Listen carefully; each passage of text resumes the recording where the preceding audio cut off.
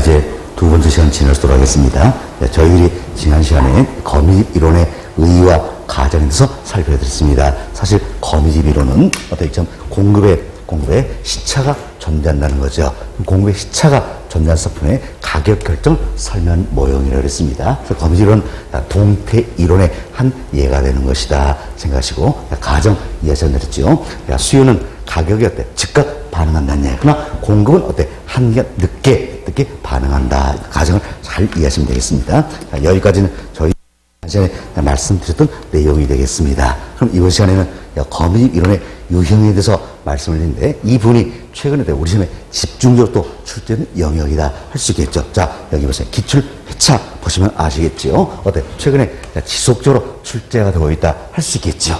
잘 정리하실 내용이 되겠습니다. 그래서 거미집 이론의 유형에는 크게 세 가지가 있어요. 세 가지가 있다. 먼저 수렴형이라는 게 있고 수렴형이라는 게 있고, 다음은 발산형이 있습니다. 그리고 순환형이 있다는데, 자, 다시 보세요. 거미집 이론의 유형에는 크게 세 가지가 있다. 뭐가 있습니까? 수렴형, 다음 발산형, 순환형이 있다 생각하시고, 그림 한번 봐보세요. 제가 그림은 간략하게 그려드린 그림이에요. 그런데 일단 여기 보세요.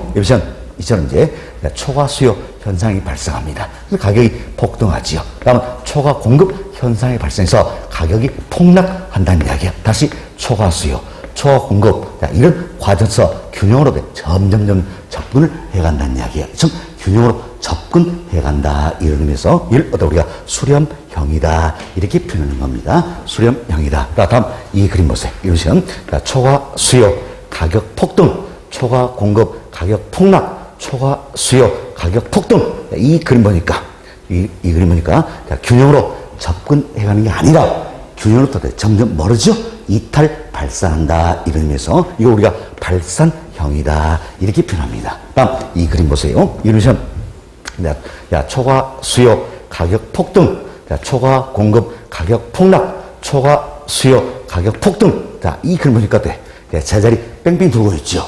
그래서 균형으로 수렴하지도 않고 균형으로부터 이탈 발산이 안 난다는 이야기예요. 제자리 뺑뺑 돌고 있다 이러면서 이럴 때 순환형이란다. 참 거미집 이론의 유형에는 세 가지가 있죠. 수렴형, 발산형, 순환형이 있다 생각하시고 제가 그림 하나를 더 자세히 그려주도록 하겠습니다. 따라서 그리실 필요는 없어요. 그냥 보기만 하시면 되는 겁니다. 자, 여기 보세요.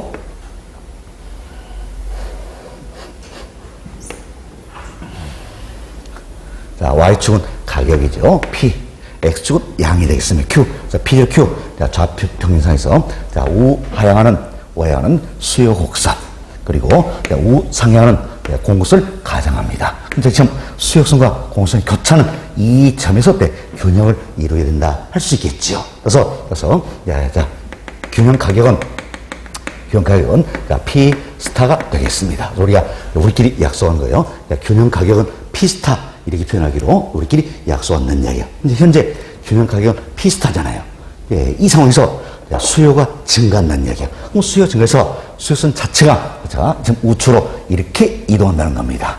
수요가 증가해서 수요선 자체가 우측으로 이렇게 이동했어요. 이러면 당초 균형 가격인 P스타라는 가격에서는 자, 잘 보세요. 이제 수요량은 수요선과 만난 점수의 양이니까 이 크기가 되겠죠. 그러면 공급량은 어때? 공급선과 만난 점수의 양이니까 이 크기가 되겠죠. 이 크기. 자, 이게 공급선이잖아요. 그죠? 이 크기다. 그럼 P스타는 당초 균형 가격에서는 수요량은 이 크기인데 공급량은 어때? 이 크기가 되겠죠. 결국 자, 이 크기만큼 뭐가 많습니까? 수요량이 많다는 이야기예요.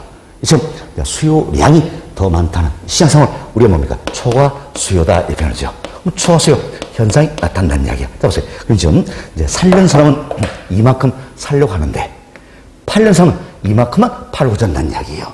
그럼 그 살려는 사람 입장에서는 팔고자 하는 이 양에 대해서 얼만큼 지불을 용했을 것인가? 바로 수요 곡선과 만난 점이 되겠죠. 자, 이 크기의 이 양에 대해서 수요선과 만나는 이 점에서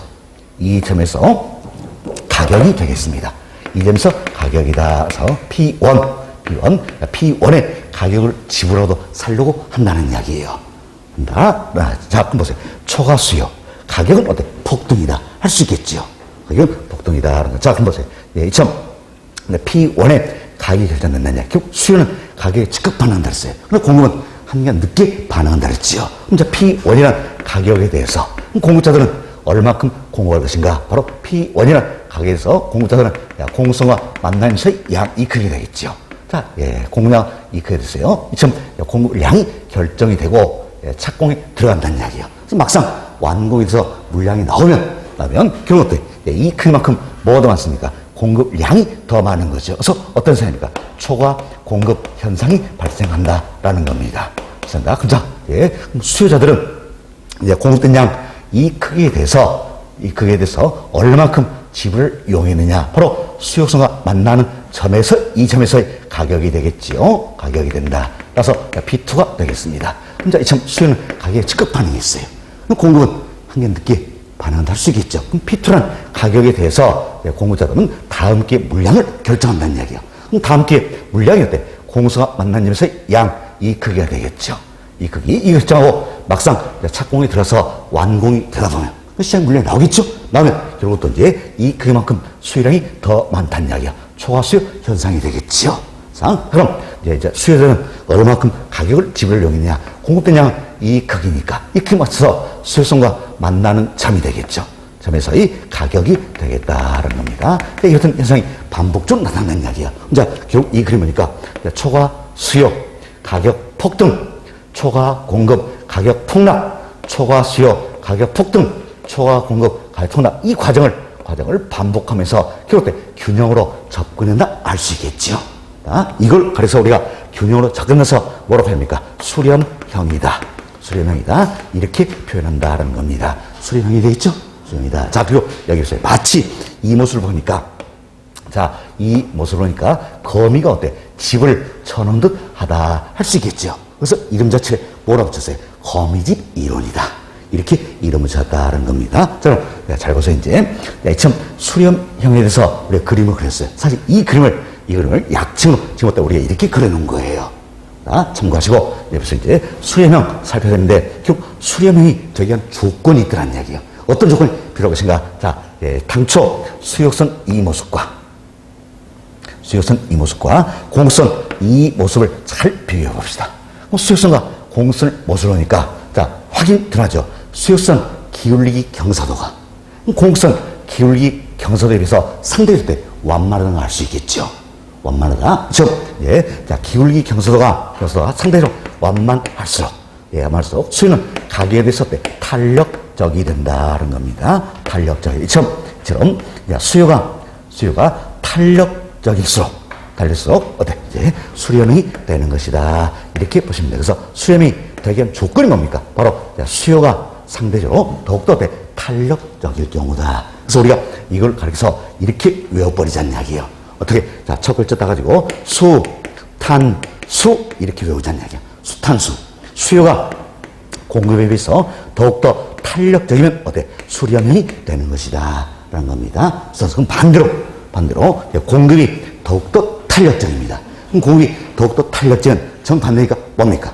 발산형이 되겠죠. 그다음 수요와 공급의 탄력성이 같으면 이때 순환형이 되는 것이다. 이렇게 보시면 되겠어요. 자, 그래서 여기 보세요. 이제 거미집 이론의 유형에는 크게 세 가지가 있다. 뭐가 있습니까? 수렴형, 발산형, 순환형이 있다 생각하시고, 자, 수렴형이 되기 위한 조건이 뭡니까? 수요가 더욱더 탄력적인 경우다. 그래서 우리 어떻게 하자? 수탄수, 수요가 더욱더 탄력적인 수렴이 되는 것이다. 반대로 공급이 더욱더 탄력적이면 공탄발, 발산형이 되는 것이다. 그리고 수요 공급의 탄력성이 같으면 순환형이 되는 것이다 생각하시고 딱 하나만 기하자는 이야기예요. 어떻게? 수탄수 이것만 기하자. 그래서 수요가 더욱더 탄력적인 수렴형이 되는 것이다. 반대로 공급이 더욱더 탄력적인 발산형이 되겠죠? 수요 공급의 탄력성이 같으면 순환형이 되는 것이다. 보시면 되겠어요. 자, 그럼 이제 우리가 수요가 더욱더 탄력적인 이야기는 자, 수요의 가격 탄력성이 공급의 가격 탄력성보다 큰 경우다 할 수 있겠지요. 그러니까 수요의 가격 탄력성이 공급의 가격 탄력성보다 더 크다면 당연히 수요가 더욱더 탄력적이다. 이렇게 생각할 수 있겠지요. 물론 이제 제가 수가탄 이렇게 표현했는데 이는 수요의 가격 탄력성 이걸 줄여서 제가 이제 수가탄 표현해 드린 겁니다. 그리고 수요의 활동성은 당연히 어때? 당연히 절대값 기준이다. 절대값 기준이다. 이렇게 생각하시면 되겠습니다. 다음, 자, 공과 탄. 이럴 때 공급의 가격 탄력성이에요. 이걸 줄여가지고 제가, 자, 공과 탄 이렇게 표현했습니다. 사실, 자, 이 수요의 가타성이다. 공급의 가타성. 이럴 때 직접 다 넣어드리면 좋았겠지만, 이런 PPT 자료를 만들어 놓으니까 한 줄에 이게 다 안 들어가더라고요. 그래서 어때? 전 약칭으로 제가 수가탄, 공과탄 이렇게 표현드렸습니다. 그리고 자, 수요의 가격 탄력성이 공급의 가타성이 더 크다면 수요가 더욱더 탄력적이다. 할 수 있겠죠. 반대로 자, 수요의 가격 탄력성보다 공급의 가타성이 더 크다면 이때는 공급이 더욱더 탄력적이니까 공탄발 발산형이 되는 것이다 생각하시고, 물론 수요의 가타성은 절대값 기준이라고 했어요. 다음, 수요의 가격 탄력성과 공급의 가타성이 같다면 이때는 어때? 순환형이 되는 것이다. 이렇게 보시면 되겠습니다. 지금 우리가 가격 탄력성을 비교할 수 있고, 다음 하나 더 기억하셔야 됩니다. 특히 이분이 최근 때 출제가 더 잘 되는 겁니다. 자, 이제 기울기 값을 비교를 한번 해보자는 이야기예요. 해보자. 자, 이분은 여러분이 생각하세요. 자, 여기 보세요. 자, 탄력될수록 기울기 형성은 완만하잖아요. 완만하니까 당연히 기울기 값은 상대로 클까요? 적을까요? 적다는 이야기예요. 적다. 그래서 우리가 탄력성과 기울기 값 사이는 탄, 저, 비, 고 이 공식이 성립한다 생각하시고 외웁시다. 어떻게? 탄, 저, 비, 고다. 그래서 어때? 탄력될수록 기울기 값은 어때? 적다란 이야기예요. 그리고 비탄력수록 기울기 값은 크다. 이렇게 보시면 되겠어요. 자, 지금 탄접이고 이 네 글자가요. 사실은 저만의 어때? 비법이에요. 비법인데 이 네 글자를 여러분이 잘 기억하시고 응용할 수 있다면 아마도 우리 시험에서 세 문제는 어때? 건질 겁니다. 굉장히 중요하다 할 수 있겠습니다. 그래서 탄접 비고다 하는데, 자, 이는 탄력성과 기울기 값 사이도 적용이 된다. 그래서 기울기 값이 어때? 적을수록 탄력적이 되는 것이다. 이렇게 보시면 되겠습니다. 자, 그럼 여기 보세요. 여기 보시면, 수역선은 절대값 기준이에요. 그래서 수역선 기울기의 절대값이, 그렇지, 공선 기울기의 값보다 어때? 더 적더란 이야기예요. 그럼 참, 기울기 값이 어때? 적을수록 탄력적이다. 할 수 있겠죠. 그래서 우리가 탄력성과 기울기의 값 사이 어때? 탄, 저, 비, 고다. 이렇게 외우자 그랬습니다. 기울기 값이 적을수록 어때? 탄력적이다. 그리고 수역선 기울기의 절대값이 더 적다면 수요가 더욱더 탄력적이 할 수 있겠죠. 수요가 더욱더 탄력이니까 어때? 수, 탄, 수. 그래서 수렴형이 되는 것이다. 이렇게 보시면 되겠습니다. 그 다음, 여보세요. 수요선 기울기의 절대값보다도 공선 기울기값이 더 적다는 이야기예요. 그럼 참 기울기값이 적을수록 어때? 더욱더 탄력적이다. 그럼 공급이 더욱더 탄력적이니까 수요에 비해서 공급이 더욱더 탄력적이니까 이때는 어때? 공탄발 발산이 되겠죠? 다음, 수요선의 기울기의 절대값과 공선 기울기값이 같다는 이야기예요. 이때는 어떻습니까? 이때는 이제 수렴형이, 이때는 순환형이 되는 것이다. 이렇게 보시면 되겠죠. 자, 보세요. 수요선의 기울기의 절대값과 공선 기울기값이 같다는 이야기는 당연히 돼. 수요의 가격 탄력성과 공급의 가타성이 같다는 이야기가 되겠죠? 그래서 이때는 순환형이 되는 것이다. 이렇게 해서 이 내용을 잘 이해하시고 응용이 좀 되셔야 된다는 겁니다. 다시 보세요. 거미집 이론의 유형에는 크게 세 가지가 있다. 뭐가 있습니까? 바로 이제 수렴형, 다음 발산형, 순환형이 있다 하는데 우리 어떻게 됐어요? 수탄수, 수요가 더욱더 탄력적이면 수렴형이 되는 것이고 공급이 더욱더 탄력적이면 반대로 발산형, 그리고 수요 공급의 탄력성이 같으면 어때? 순환형이 되는 것이다. 생각하시면 되겠죠? 그래서 탄력성으로 비교한다면, 수요의 가격 탄력성이 공급의 가치보다 크다는 이야기야. 상대로 수요가 더욱더 탄력적이니까 수탄수, 수렴형이 되겠지요. 다음, 기울기 값을 비교하겠네. 수요선 기울기의 절대값이 공선 기울기의 값보다 더 적다는 이야기예요. 그럼 기울기 값은 적을수록 어때? 탄력적이 되겠지요. 그럼 기울기 값이 적을수록 탄력적이니까 수요선의 기울기 절대값이 더 적다면 수요가 더욱더 탄력적이다. 그래서 수요가 더욱더 탄력적이니까 수탄수, 수렴형이 되는 것이다. 는 겁니다. 반대로 공급의 가격 탄력성이 더 크다면 공급이 더욱더 탄력적이죠. 발산형. 다음, 공선 기울기값이 더 적다면 기울기값이 적을수록 탄력적이니까 공급이 더욱더 탄력적이다. 그래서 발산형. 다음, 수의 가트성, 공급의 가트성이 같다는 이야기예요. 또한, 수역선 기울기의 절대값과 공급선 기울기 값이 같다는 이야기예요. 이때는 어떻습니까? 순환형이 되는 것이다. 이렇게 해서 거미줄의 유형, 이걸 잘 이해를 좀 해 놓으시기 바라겠습니다. 자, 한 번 더 반복합니다. 자, 거미집 이론의 유형은 크게 세 가지가 있다. 무엇입니까? 수렴형, 발산형, 순환형이 있다는 겁니다. 자, 먼저 여기 보세요. 이제 수요의 가타성이 공급의 가타성 특한 얘기예요. 네, 자, 그럼 가격 타성이 그러면 탄력성이 클수록 때 탄력적이 되겠죠? 수요가 더욱더 탄력적이다. 그래서 우리 어떻게 하자? 수탄수, 수렴형이 되는 것이다. 라는 거죠. 다음, 수역선 기울기의 절대값이 더 적다는 이야기야. 그럼 기울기값은 적을수록 어때? 탄력적이 되는 것이다. 라는 겁니다. 그래서 수요가 더욱더 탄력적이니까 이땐 수렴형이 되는 것이다. 이렇게 보시면 됐습니다. 반대가 발산형이 되겠죠? 예, 다음, 수요의 가타성, 공급의 가타성이 같다는 이야기예요. 즉, 수역선 기울기의 절대값과 공선 기울기 같습니다. 이때는 어때? 순환형이 된다. 이렇게 해서 잘 이해하시면 되겠습니다. 그래서 우리가 여기서 암기할 내용 두 가지를 말씀드렸어요. 하나는 수탄수, 수요가 더욱더 탄력적이면 거미집이 이런다면 자, 수렴형이 되는 것이다. 수탄수, 이걸 기억을 좀 해 놓으시고요. 다음은 탄저 비고 말씀을 드렸죠. 탄력성과 기울기압 사이의 관계입니다. 탄저, 기울기압이 어때? 적을수록 탄력적이 되는 것이다. 그래서 크게 한번 더 우리가 외쳐봅시다. 자, 수탄수. 따라서 하세요. 자, 수탄수. 예. 탄저 비고. 예, 좋습니다. 잘 기억을 좀 해놓으시기 바라겠어요. 앞으로도 많이 활용이 될 겁니다. 자, 그리고 이제 지난 시험에 출제했던 내용입니다. 지난 시험에 출제된 내용을 제가 강의 노트에 예제로 넣어드렸습니다. 예제 같이 한번 풀어보도록 하겠습니다.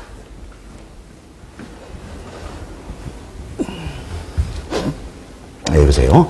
자, A 주택시장과 B 주택시장의 함수 요건이 다음과 같다는 이야기예요. 거미 이론이나 두 시장의 모형 형태라는 결국 거미집 이론의 모형 이거 구해라 그 얘기잖아요. 그래서 수렴형이 되는 건지 발산형이 되는 건지 다음 순환형이 되는 건지 이걸 구분하라 그 이야기예요. 구분하라 그 이야기입니다. 그래서 자, 강의 노트 한번 보세요. 보시면 A 주택시장입니다. 자, A 주택시장인데 A 주택시장 QD는 자 200 마이너스 P 주어져 있죠. 다음 QS는 100 플러스 4P 이렇게 주어졌습니다. 다음 B 주택시장이 되겠습니다. 자, QD는 500 마이너스 2P가 되겠네요. 다음 QS는 200 플러스 2분의 1 P다 이렇게 주어졌습니다. 그럼 우리가 주어진 조건 통해서 수렴형인지 발산형인지 순환형인지 이걸 구분을 한번 해보자라는 이야기예요. 그런데 이제 함수식이 주어지면요. 자, 요령을 잘 익히셔야 돼요. 함수식이 주어지면 이 함수식으로부터 뭘 찾으라? 바로 기울기의 값을 찾으라 그 이야기예요. 기울값을 어때? 기울값을 비교하라 그 이야기죠. 그래서 수렴형인지 발산형인지 순환형인지 이걸 찾으라 그 이야기예요. 자, 우리가 여기서 이제 조금 더 이제 공부를 좀 할 수 있도록 하겠습니다. 사실은 이 학창시절에 다 배웠던 내용이에요. 배웠던 내용인데 오래다 보니까 잊어버리고 기억이 안 난다 뿐이에요. 근데 자, 우리 이래서 합시다. 여러분이 아마 이 식을 배우셨을 거예요. Y는 AX 플러스 B다. 이것은 1차 방정식 배우셨잖아요.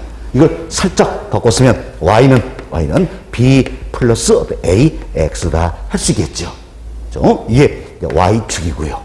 이게 X축이죠. 그리고 여기는 이 값이 기울기 값이 되는 겁니다.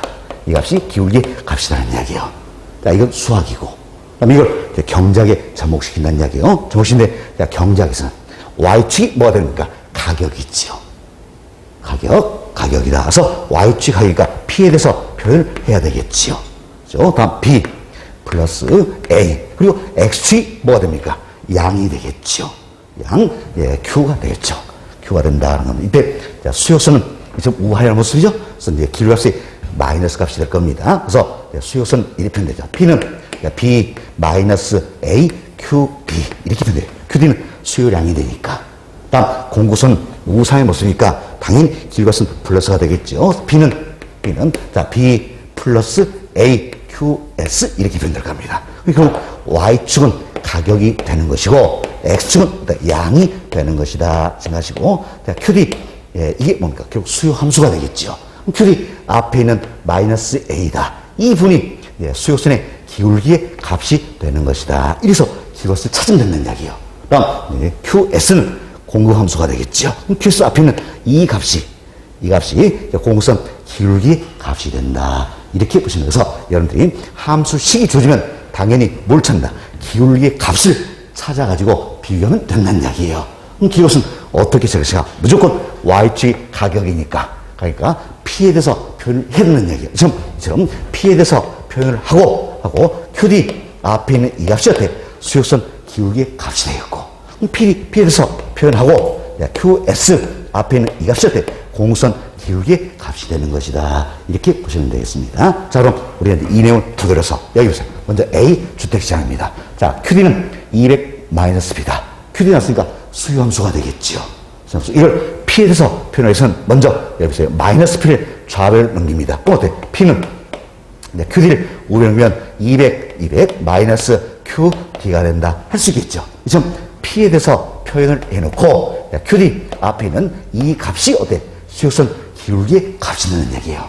그럼 얼마입니까? 마이너스 1이 되겠죠. 여기 절대값이니까 절대값이니까 어때? 1이 되는 것이다. 그래서 좋은 조건을 고른다면 A 주택시장에서는 수요선 기울기의 절대값은 얼마입니까? 1이 되는 것이다. 이렇게 보시면 되겠습니다. 자, 여기서 이것을 찾으면 된다는 얘기예요. 그렇지만 우리가 이제 시간을 좀 줄이기 위해서는 우리말 빗부분도 활용을 해야 되겠지요. 이렇게 생각하시면 됩니다. 자, P에 대해서 표현을 하고 QD 앞에 있는 것이 기울기의 값이 되니까. 그러니까 자, P에 대해서 표현하고 QD 앞에 얼마냐? 이것만 빨리 찾는다는 이야기예요. 자, 이 사례를 보세요. 자, QD는 200-P잖아요. 저 P에 대해서 표현하니까 여기는 어때? 마이너스 1P니까 P에 대해서 표현하기 위해서는 양변에 자, 어땠지? 자, 마이너스 1 곱해버리면 되겠죠. 그렇죠? 그래서 QD 앞에는 얼른 마이너스 1 곱해버린다는 이야기예요. 그럼 곱해버리면 여기는 어때? 1QD니까 마이너스 1 곱해버리면 마이너스 1QD가 되겠죠. 그럼 이것은 얼마입니까? 마이너스 1이다. 그 절대값 비교가 1이다. 이렇게 바로 찾으면 된다는 이야기예요. 됐습니다. 다음, 이제 A 주택시장입니다. 여기서 QS는 표현되는 공급 함수가 되겠죠. 공함수. 자, QS는 100 플러스 4P다라는 이야기. 그럼 우리가 일통해서 길고서 찾아보자는 이야기예요. 항상 길고서 할 때는 P에 대해서 표현했나 했죠? P에 대해서 표현하면 여기는 어때? 4P니까 P에 대해서 표현하기 위해서는 자, 양변을 얼마로 나눠줘야 됩니까? 4로 나눠줘야 되겠지요. 그래야 P가 되니까. 그럼 자, 얼른 QS 앞에만 4로 나눠버리자는 이야기예요. 그럼 QS 앞에는 뭐가 있습니까? 1이 있잖아요. 이걸 4로 나누니까 얼마입니까? 4분의 1이 된다. 이렇게 보시면 돼요. 이렇게 해서 잽싸게 우리가 길값을 찾을 수가 있다는 이야기예요. 자, 그럼 주어진 조건을 보실 때 A 주택시장의 수익선 기울기의 절대값은 1이고 공급선 기울기는 얼마입니까? 4분의 1이라는 이야기예요. 자, 그럼 비교합시다. 1과 4분의 1 비교하면 어디가 더 적습니까? 4분의 1이 더 적겠죠? 그래서 길값이 적을수록 어때? 탄력적이다. 그래서 우리가 탄적 비교라 그랬어요. 길값이 적을수록 탄력적이다. 그럼 공급선 길값이 더 적으니까 공급이 더욱더 탄력적이다. 어때? 공급이 더욱더 같으면 공탄발 발산형이 되는 것이다. 할 수 있겠죠. 그래서 A 주택시장은 거미 이런다면 결국 발산형이 되는 것이다. 이렇게 보시면 되겠습니다. A 주택시장 발산형이 되는 것이다. 다음 B 주택시장 한번 살펴봅시다. 자, 여기 보세요. 자, B 주택시장입니다. QD는 500-2P다. QD 났으니까 수요 함수가 되겠죠. 이를 통해서 우리가 수요선의 기울기의 값을 찾아보자는 이야기야. 자, 항상 기울기값을 할 때는 P에 대해서 표현을 해야 했잖아요. 그런데 여기 보세요. 자, 마이너스 2P잖아요. 이걸 이제 P에 대해서 표현하기 위해서는 양변을 어떻습니까? 자, 마이너스 2로 나눠줘 버려야 되겠죠. 양변을 마이너스로 나누는데 얼른 우리가 QD 앞에만 자, 마이너스 나눠버리자는 이야기. 왜? QD 앞엔 이 값이 기울기값이 되니까. 그죠? QD 앞에는 뭐가 있습니까? QD니까 당연히 1이 있겠죠. 1.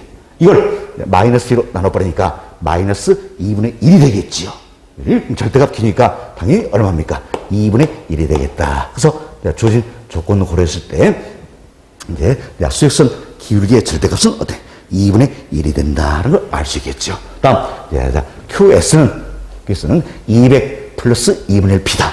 QS가 공급 함수네요. 이를 통해서 공급선 기울기의 값을 찾아보자는 이야기야. 기울기 살 때는 항상 P에 대해서 표현이 된다 그랬죠? P에서 표현하기 위해서는 여기 보세요. 2분의 1P니까 P가 되기 위해서는 어때? 양변에 얼마를 1 곱해을 해야 되겠지요. 그렇죠? 1 곱한다. 그럼 얼른 QS 좌표만 1 곱해을 하냐는 이야기야. 얼마입니까? 예, 사실 옆에 1이 있는 거죠? 여기 1 곱하니까 당연히 2가 되겠죠. 그래서 공급선 제값은 2가 되겠다. 이렇게 보시면 되겠습니다. 네, 자, 공급선 기울값은 2가 되겠다. 그럼 자, 비교해봅시다.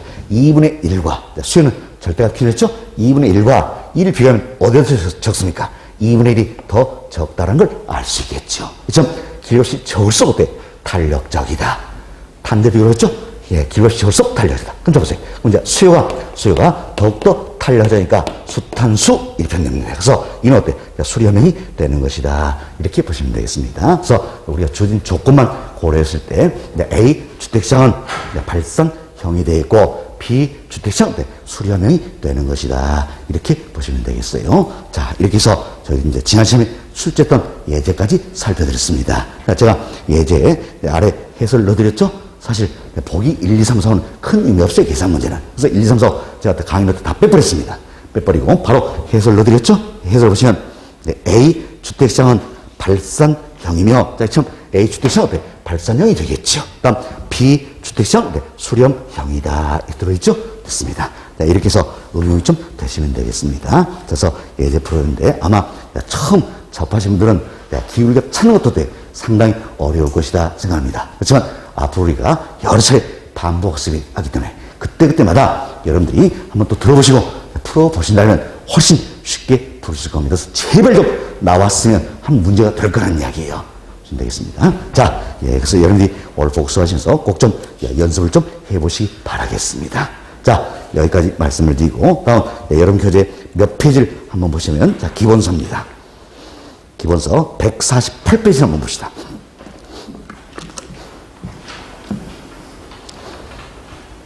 자, 기본서 148페이지가 되겠습니다. 찾으셨나요? 예, 중간쯤에 OX 지문 들어있죠. 자, 1번 한번 봅시다. 1번. 자, 거미집 이론은 가격이 변해도 수요량은 일정 기간 후에 변한다고 가정한다. 자, 우리 가정에서 이런 말씀드리죠. 수요는 가격에 대해서 즉각 반응하지만 공급은 어때? 한기간 늦게 반응한다 그랬잖아요. 이걸 가정하고 있다. 자, 따라서 가격이 변하면 일정 기간 후에 변한다고 가정한 것은 수요량이 될까요? 공급량이 될까요? 공급량이 되겠지요. 그래서 1번 잘못된 표현이다라는 겁니다. 2번 보세요. 거미집 이론은 가격이 변하면 공급량은 즉각 변한다고 가정한다. 아니죠. 즉각적으로 반응은 뭡니까? 수요. 그래서 2번 질문은 공급량이 아니라 수요량이다. 이렇게 표현되면 되겠지요. 여튼 여러분들이 수요는 가격에 즉각적 반응하나 공급은 한기간 늦게 반응한다. 그래서 공급의 시차가 존재하는 상품의 가격 결정을 설명 뭐여이 바랍니까? 거미집 이론이다. 이렇게 잘 이해하시면 되겠습니다. 자, 다음 3번 봅시다. 자, 가격에 대한 수요의 탄력성과 공급의 탄력성이 같을 경우네요. 자, 그럼 이야기죠. 수요의 가격 탄력성과 공급의 가격 탄력성이 같다는 이야기예요. 이때는 당연히 뭐가 되는 겁니까? 순환형이 되겠죠. 그래서 균열로 수렴하지도 않고 균열로부터 이탈 발사하지도 않는다는 이야기예요. 그래서 순환형이 되는 것이다. 이렇게 보시면 되겠지요. 그래서 뒤집어 보세요. 균형에 충격이 가해지면 균형으로부터 이탈 발사한다. 잘못되어 있죠? 이탈 발사는 뭘 얘기합니까? 발산형이잖아요. 그럼 발산이 아니라 이건 어때? 순환형이 된다. 그래서 뒷짐을 이렇게 바꾸시면 되겠습니다. 균형에 충격이 가해지면 균형으로 수렴하지도 않고 이탈 발사하지도 않는다. 이렇게 표현하면 순환형이 되겠죠? 됐습니다. 3번 잘못된 표현이 되겠습니다. 다음 4번 보겠습니다. 4번. 자, A와 B 부동산 시장의 함수 조건하에서 가격 변화에 따른 동태적 장기 조정을 설명한 거미집 이론에 모형 형태는 무거워있죠. 자, 그럼 잘 보세요. 예, 문제 지문에 동태적 장기 조정 과정 설명한 거미집 이론, 이런 지문이잖아요. 그리고 거미집 이론은 동태 이론의 어때? 한 예가 되는 것이다. 우리 말씀드린 내용이네요. 자, 그리고 박스를 봅시다. 박스 보니까 함수식이 들어있죠.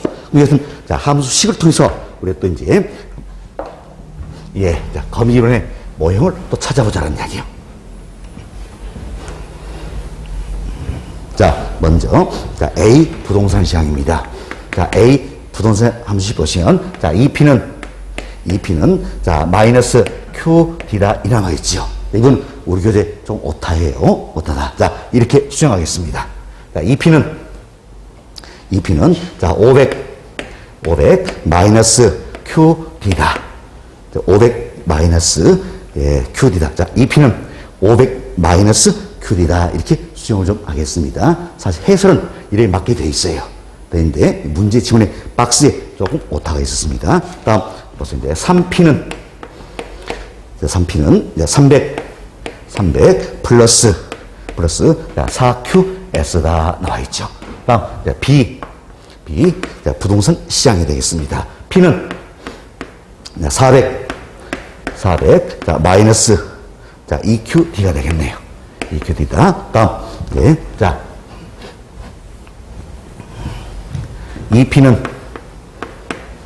EP는 100 플러스 4QS다.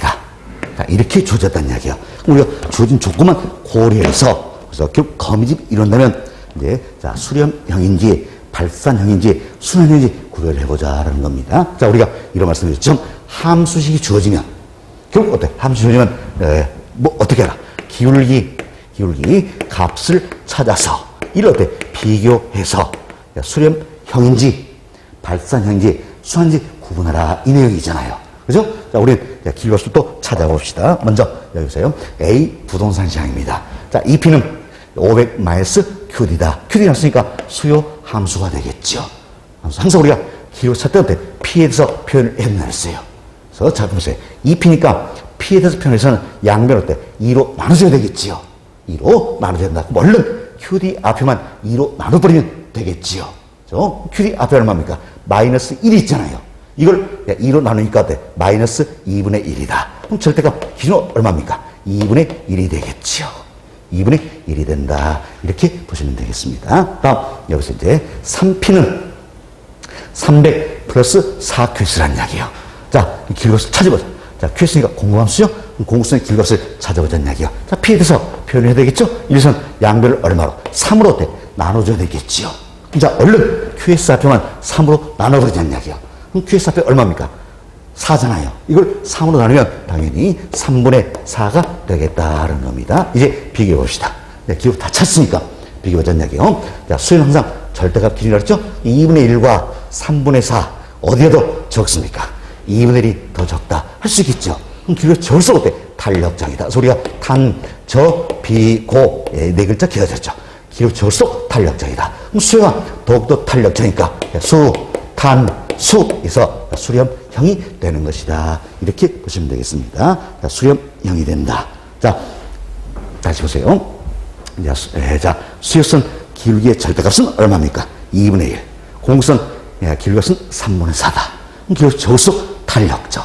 수요가 더욱더 탄력적이니까 수탄수 수렴형이 되는 것이다. 이렇게 보시면 되겠습니다. 다음, 비부동산 시장이에요. 자, 역시 함수식이 주어지니까 우리는 기울기값을 통해서 비교를 한번 해보자라는 겁니다. 자, QD 나와 있네요. 그럼 어때? 자, 수요 함수다. 수요선 기울기값을 찾을 수 있겠죠. 어떻게? P에 대해서 표현해서 이야기요. 그럼 P에서 표현인데, 아이 어때? P 이렇게 나와 있네요. 그럼 더 이상 고민할 것도 없죠? 바로 QD 앞에 있는 이 값이 뭡니까? 예, 수요선 기울기의 값이 얼마입니까? 마이너스 2. 그럼 절대값 기준하면 어때? 2가 되겠죠. 2. 다음, 여기다. 네. 자, 이 P는 100 플러스 4QS다. QS 나왔어요. 그때 공급 함수죠. 공급선 기울기를 찾아야 되네요. 이것은 P에서 표현해야 되죠. 자, 보세요. 2P 이랬으니까 P에 대해서 표현해서는 양변을 얼마로? 2로 나눠줘야 될 거 아니에요. 그렇죠? 원래 QS 앞에만 2로 나눠버렸잖아요. 이야기예요. 결국 이러면 2분의 4가 되겠죠? 이건 얼마입니까? 2가 되겠네요. 그럼 공급선 기울기값도 2가 되겠죠. 그럼 자 보세요. 수요선 기울기의 절대값과 공급선 기울기값이 같다는 얘기 같다. 이때는 뭐가 되는 겁니까? 바로 길과 수 같으니까 순환형이 되는 것이다. 이렇게 보시면 되겠지요. 그러니까 순환형이 된다. 그래서 주어진 조건만 우리 봤을 때 A 부동산 시장은 수렴형이 되겠지요. B 부동산 시장은 어때? 순환형이 된다. 이렇게 풀면 되겠네요. 자, 그래서 우리가 길겹 계산한 거 두 번 풀어드렸습니다. 여러분 꼭 복습하실 때 두 번씩만 연습을 한번 해보세요. 이렇게 연습하면 어느 순간은 내게 되는 겁니다. 아시겠죠? 또 이렇게 말씀드려도 제가 이제 20년 동안 강의를 했다 그랬잖아요. 여러분같이 33회 자격시험 되면 21년째 이 과목을 강의하는 거예요. 저 해마다 느낀 바가 바로 이런 점입니다. 이렇게 기회 될 때마다 연습해보고 말씀했는데 하여튼 계산 문제 개점 나면 머리가 지근지근하는 얘기예요. 예, 그렇습니다. 그러다 보니까 내년에 5월달부터 시작해야지. 6월달부터 계산 문제 하면 되겠지. 이런 생각 같습니다. 그럼 절대 계산 문제 못 푸는 겁니다. 그래서 여러분들이 지금 힘이 드시더라도 틀려도 좋습니다. 시간이 많이 걸어도 좋다는 이야기예요. 다 오늘 우리가 길고 한 거 두 문제 설명드렸죠. 그래서 각 문제당 두 번씩만 연습을 해보세요. 틀려 좋으니까 연습해보세요. 아시겠죠? 꼭 좀 부탁의 말씀을 드리도록 하겠습니다. 자, 이렇게 해서 저희들은 이제 검집 이론까지 다 맞춰드렸어요. 자, 여기까지가 우리 강의 노트 기준으로 자, 2장 경기변동 이론이다라는 부분이에요. 그래서 우리 교재 2장 경기변동 이론이다. 이분 다 맞춰드렸습니다. 다 맞춰드렸고 다음 이제 강의 노트 3장으로 넘어가도록 하겠습니다. 3장. 자, 3장도 여러분께 자, 제공을 해드렸죠? 제공했으니까 강의 노트 보시면서 따라오시면 되겠습니다. 그래서 여러분 기본서는 156페이지가 될 겁니다. 기본서 156페이지가 되겠고 강의 노트는 45페이지입니다. 45페이지 보시면 되겠습니다. 자, 강의 노트 45페이지를 보세요. 5페이지는 자, 먼저 3장 부동산 시장론이다 소개되고 있는데 3장 부동산 시장론은 크게 제 강의 노트는 1절부터 3절까지 3개의 절로 구성해 드렸어요. 그래서 1절 부동산 시장의 의미 및 특성에 대해서, 2절은 주택 시장 분석에 대해서, 3절은 효율적 시장이다. 이처럼 1절부터 3절 3개의 절로 구성이 되어 있습니다. 그런데 최근 10개년 동안 3장 부동산 시장에서 몇 문제씩 출제됐느냐 이걸 표로서 넣어드렸습니다. 그래서 출제 경향이다. 여기 보시면 표가 들어있죠? 최근 10년 동안 매해마다 몇 문제 출제냐 손쉽게 볼 수 있다는 이야기예요. 이중에서도 중요한 건 최근 5개년입니다. 그래서 28회부터 지난 시까지 보니까 시장에서는 한 문제 또는 두 문제 출제된 경향이 있다 알 수 있겠죠. 그래서 지난 5년 동안 한 문제에서 두 문제 출제된 영역이다라는 겁니다. 지난 시험 한 문제 출제되었죠. 그래서 여러분실 이번 33회 자격시험에도 한 문제에서 두 문제는 출제될 것이다. 이렇게 예상된 영역이요. 그렇지만 저 개인적으로는 두 문제 나올 것 같다. 이렇게 생각을 합니다. 자, 출제는 잘 보세요. 잘 보시면 26회부터 이런 공식이 성립하네요. 1, 2 지난 시험 어때요? 1 그럼 이번 시험 어때요? 2 그럴 수 있겠죠? 그래서 이 파트는 한 문제에서 많게는 두 문제까지 출제되리라 예상된 영역이 되겠습니다. 자, 그리고 그 아래 출제 빈도를 보시면 제가 이제 1절부터 3절까지 각 챕터마다 몇 회 출제했다. 이걸 다 넣어드렸어요. 그런데 이분 보니까 어때요? 대체로 전반적으로 출제된 경향이 있다 할 수 있겠죠. 특정한 하나의 파트에서 지속적으로 나오고 그게 아니라는 이야기예요. 전반적으로 출제되고 있다 생각하시고 본 12월 기초론 과정에서 1절부터 3절까지 다 다뤄드릴 겁니다. 다 다루면서 용어 정리 많이 하시도록 하겠습니다. 자, 수험 전략은 읽어보셔도 될 내용들이에요. 우리 학습할 내용들 지문으로 구성해 놓으니까 읽어보셔도 되겠습니다. 자, 이제 우리 1절 살펴보도록 하겠습니다. 자, 1절은 부동산 시장의 의미 및 특성이다 소개되고 있는데, 자, 먼저 부동산 시장의 의미부터 살펴보시다. 흔히 우리가 시장이다. 시장은 무엇인가 것인가? 바로 매수자와 매도자에 의해서 재화의 교환이 자발적으로 이루어질 시장이다. 이렇게 합니다. 근데 부동산 시장에 나서는, 예, 자, 재화가 뭡니까? 부동산이 되겠지요. 그래서 매수자와 매도자에 의해서 부동산의 교환이 어때? 자발적으로 이루어진 것이다. 할 수 있겠지요.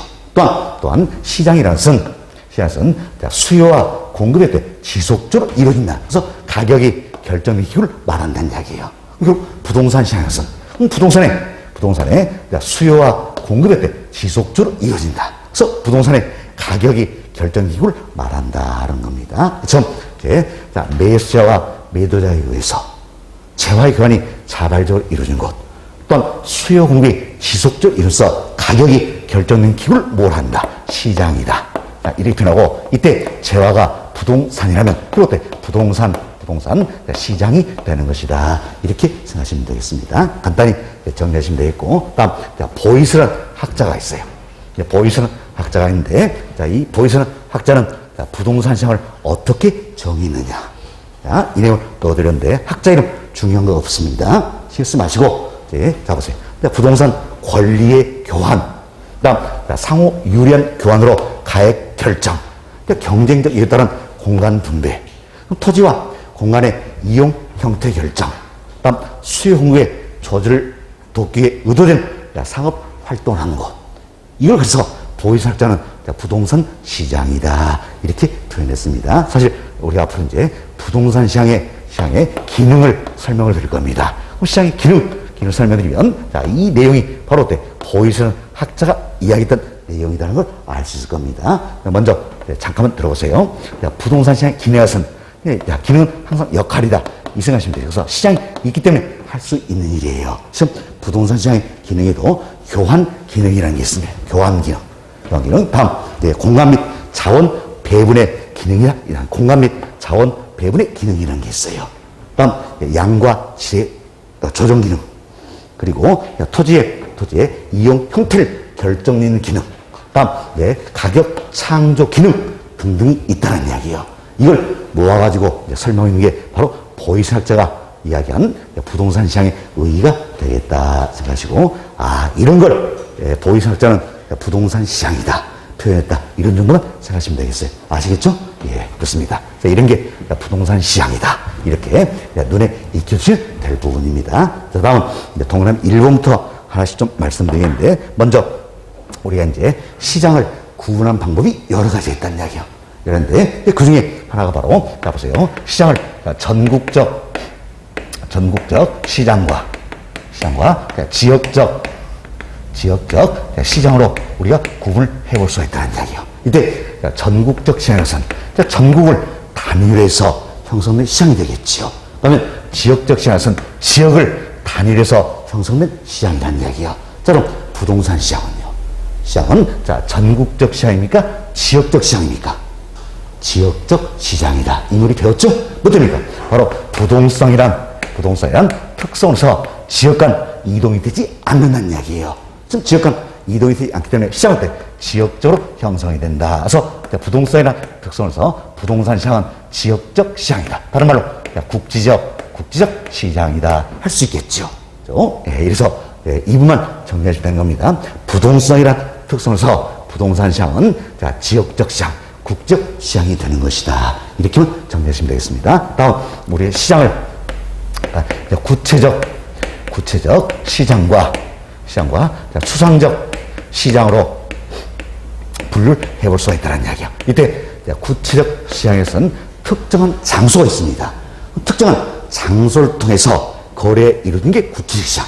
그다음에 특정한 장소가 아니라도 거래에 이루어진 게 추상적 시장이다. 이렇게 구분하시면 되겠습니다. 그럼 쉽게 우리 합시다. 여기에 서울에 남대문 시장이 있어요.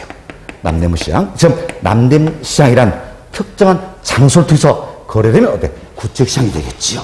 그러면 남대문 시장이 아니라도 거래가 된다는 이야기예요. 이때는 뭐 됩니까? 추상적 시장이 된다는 겁니다. 자, 그럼 우리 예를 들어서 사과, 이와 같은 경우에는 재화의 이동이 가능하니까 사과 팔 사람은 남대문 시장으로 팔 사과 가지고 옵니다. 그래서 살 사람은 남대문 시장 또 오겠죠? 서로 만나서 거래가 이루어진다는 이야기예요. 그럼 사과는 이동이 되니까 남대문 시장이다 특정한 장소를 통해서 거래될 수 있어요, 없어요? 있잖아요. 그죠? 예, 그렇지만 우리 토지 한번 생각합시다. 토지. 예, 자, 내가 땅을 팔고자 합니다. 팔고자 하는 땅을 땀 뻘뻘 흘리면서 깨끗이 메고 남대문시장까지 가져갈 수 있어요, 없어요? 없잖아요. 그렇죠? 그럼 예, 남대문시장이다. 참 특정한 장소를 통해서 거래가 된다. 할 수 있어요, 없어요? 없지요. 그렇지만 토지는 어때? 거래가 되잖아요. 그렇죠? 그럼 결국 특정한 장소가 아니라도 거래가 되는 거니까 당연히 부동산 시장 뭐 됩니까? 추상적 시장이 된다. 그래서 근본적으로 부동산 시장은 부동성이라는 특성으로서 예, 자, 움직일 수 없죠. 지역 간 이동이 안 되기 때문에 본질적으로는 구체적 시장이 되지 못하고 추상적 시장이 되는 것이다라는 겁니다. 그러나 여기는 학자 간의 이견이 있어요. 이건 여러분 이해하시면 되겠습니다. 부동산 시장은 좋은 예죠. 부동성이다. 이 특성에서 지역적으로, 국지적으로 형성이 된다는 이야기죠. 그래서 이제 우리 군자의 부동산 시장이다. 이처럼 지역적으로 형성이 된다는 이야기예요. 그런데 이 지역을 하나의 남대문 시장처럼 장소로 바라본다는 이야기예요. 그럼 이 지역을 하나의 장소로 바라본다면 이 장소 내에서 거래가 이루어질 수 있어요, 없어요? 있잖아요. 이때는 뭐가 돼버립니까? 구체적 시장이 돼버린다는 이야기예요. 이해하시겠죠? 구체적 시장이 돼버린다는 겁니다. 그럼 부동산 시장은 부동성이란 특성으로 인해서 본질적으로는 추상적 시장이 된다는 이야기예요. 그렇지만 부동산의 특성으로서 시장이 지역적으로 형성이 되니까 이 지역을 하나의 거래되는 장소로 본다면 이 장소 내에서 거래가 있던 때 구체적 시장이 돼버린다 할 수 있겠죠. 결국 부동성이나 특성으로 인해서 부동산 시장은 추상적 시장이면서 구체적 시장이 어때? 양면성을 지니게 된다. 이렇게 이해하시면 되겠습니다. 그래서 부동산 특성으로서 추상적 시장이면서 구체적 시장이 어때? 양면성을 지니게 된다. 이렇게 이해하시면 되겠습니다. 됐습니다. 다음 우리 또 시장을 완전 경쟁 시장과 불완전 경쟁 시장으로 시장을 나눠볼 수가 있습니다. 그렇습니다. 사실 완전 경쟁 시장은 아주 이상적인 시장이에요.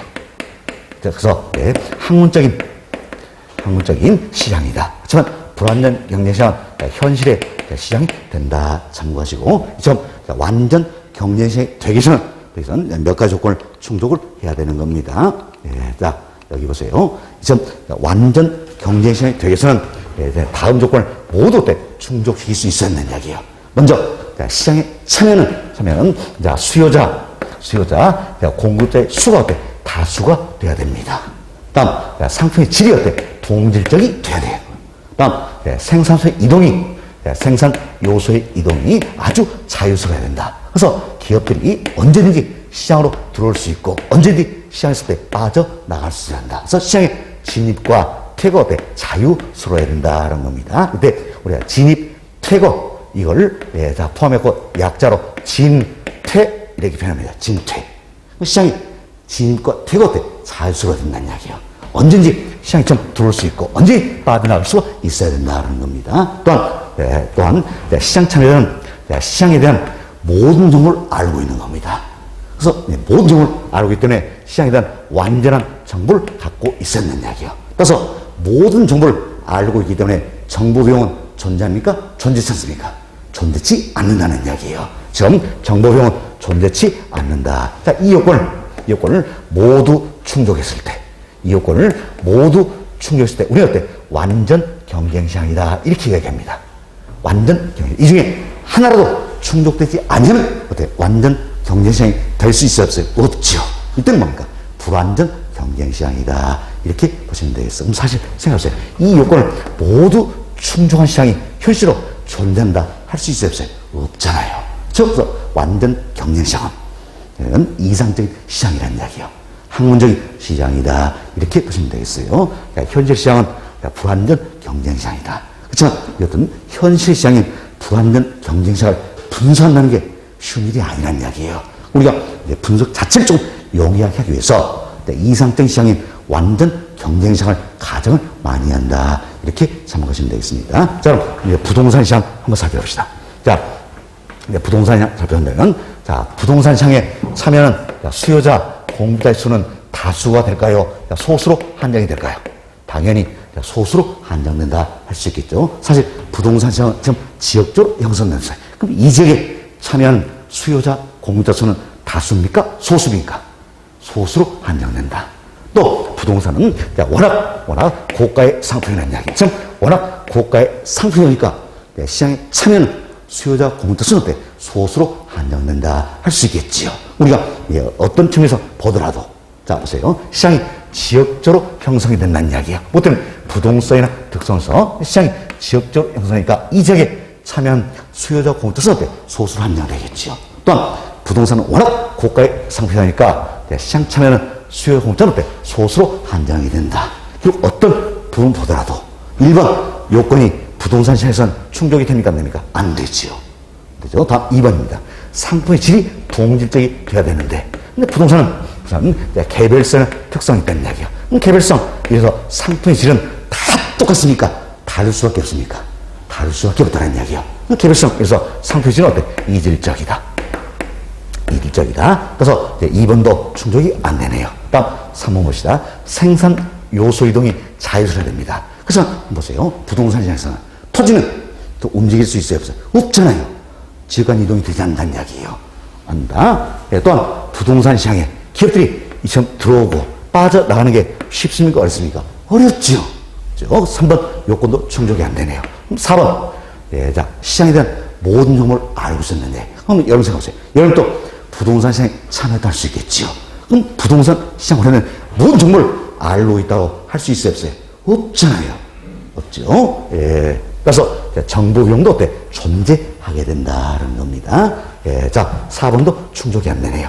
자, 보세요. 완전 경쟁 시장에 대해서는 이 네 가지가 모두 충족이 돼야 된다. 하나라도 충족되지 않으면 어때? 불완전 경쟁 시장이 되는 거죠. 그럼 부동산 시장은 충족性하나도 없네요. 결론 뭡니까? 부동산 시장은 불완전 경쟁 시장이다. 이렇게 생각하시면 되겠습니다. 그래서 결론은 부동산 시장은 부동산의 여러 특성을 해서 불완전 경쟁 시장이 되는 것이다. 라는 겁니다. 자, 이렇게 해서 저희들이 이제 시장을 구분을 좀 해보았어요. 그래서 여기서도 여러분 마찬가지예요. 결론만 잘 이해하시면 되는 겁니다. 결론만 잘 이해하자. 자, 먼저, 자, 부동산 시장은요. 자, 부동산 시장은, 자, 여기 보세요. 부동성이다. 이 특성에서 지역적 시장, 국지적 시장이 되는 것이다. 할 수 있겠죠. 다음, 부동산 시장은 부동성이다. 이 특성에서 본질은 추상적 시장이지만 구체적 시장에는 어때? 양면성을 지니게 되는 것이다. 라는 거죠. 다음, 부동산 시장은 자, 여러 특성에서 결국 불완전 경쟁 시장이 되는 것이다. 이렇게 결론만 잘 이해하시면 되겠습니다. 이게 여러분 교재 동그라미 1번부터 3번까지 넣어드린 내용이다. 생각하시고 보시면 되겠습니다. 자, 다시 한번 살펴봅시다. 동그라미 1번입니다. 1번. 자, 부동산 시장은 부동성이란 특성을 해서 일정기에 국한되는 지역적 또는 국지적 시장이 된다. 동그라미 2번. 부동산 시장은 부동성이란 특성을 해서 추상적 시장이면서도 구체적 시장이나 양면성을 지니게 된다는 거죠. 3번. 부동성, 부증성, 개별성 등등 여러 특성을 해서 부동산 시장은 불완전 경쟁 시장이 되는 것이다. 이렇게 보시면 되겠습니다. 자, 이렇게 해서 우리는 이제 부동산 시장의 우위 여기까지 말씀을 드렸습니다. 일단 여기까지 말씀드리고 잠시 쉬었다가 다음 시간에 부동산 시장의 기능부터 계속해서 살펴보도록 하겠습니다. 쉬셨답니다.